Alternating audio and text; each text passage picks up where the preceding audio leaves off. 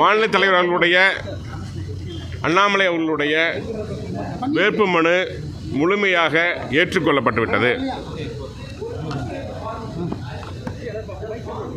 முழுமையாக ஏற்றுக்கொள்ளப்பட்டு விட்டது. வேற என்ன உள்ள ஒன்றும் இல்லை. அவங்க சில பேர் ஆப்ஜெக்ஷன் பண்ணாங்க.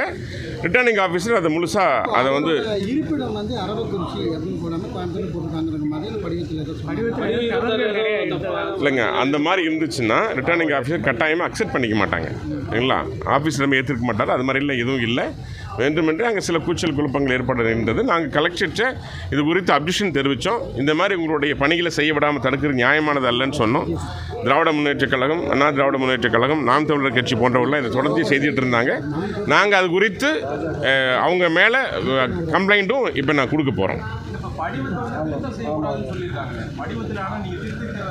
இந்திய தேர்தல் ஆணையத்தில் எந்த படிவம் கொடுக்கப்பட்டுள்ளதோ அதற்கு உண்டான கேள்விகளுக்கு பதில் அளிக்கப்பட்டுள்ளது முறையாக. ஆனால் எதிர்க்கட்சிகள் அப்படி இல்லைன்னு சொல்கிறாங்க. இதனுடைய ஆஃபீஸர் வந்து அவர் தான் முடிவு பண்ணணும். இந்திய தேர்தல் ஆணையத்தில் என்ன கேள்வி கேட்டிருக்காங்க, சொல்லப்பட்ட பதில் சரியான்னு சொல்லி அவர் தான் ஏற்றுக்கொள்ளப்பட்டதா நிராகரிக்கப்பட்டதான்னு சொல்லணும். அவர் ஏற்றுக்கொள்ளப்பட்டதுன்னு சொல்லிட்டார், அதனால் ஏற்றுக்கொள்ளப்பட்டது. இவங்க அதுக்கு அப்ஜெக்ஷன் பண்ணினாங்க, அது ஆர்ஓ ஏற்றுக்கலை. இதுதான் விஷயம். அப்படியா? நீங்கள் தான் சொல்கிறீங்க புதுசாக, அவங்க தான் சொல்கிறாங்க புதுசாக. என்ன காரணம்னா அண்ணாமலை அந்த பேரை கேட்டாலே பயம் எதிர்க்கட்சிகளுக்கு. ஒட்டுமொத்த கோவை வாக்காளர்களும் அது மட்டும் இல்லாமல் தமிழக வாக்காளர்களும் அண்ணாமலையன் அவங்களுக்கு வாக்களிக்க தயாராக இருக்கிறாங்க.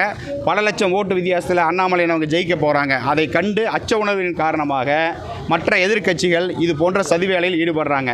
அது இல்லை, சட்டம் நியாயம் அண்ணாமலையின் பக்கம், பாரதிய ஜனதா கட்சியின் பக்கம் அப்படிங்கிறது இன்றைய தினம் இந்த இடத்துல முடிவாக இருக்குது. நன்றி.